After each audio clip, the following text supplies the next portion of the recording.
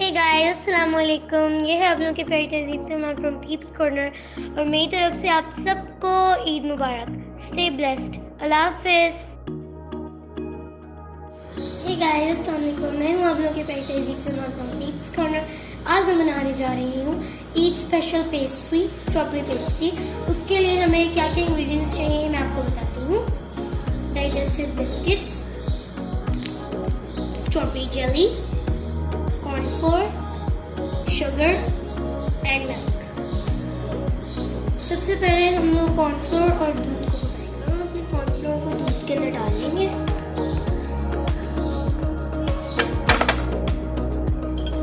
और इसको अच्छे से मिक्स करेंगे।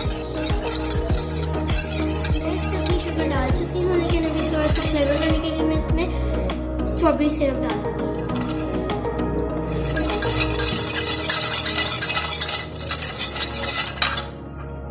अब हम इसे पकाएंगे, हम इसे गाढ़ा होने तक पकाएंगे।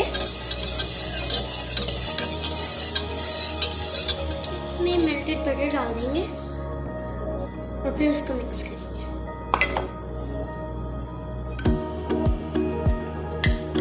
अब हम इसको स्प्रेड कर लेंगे जैसे केक होता है।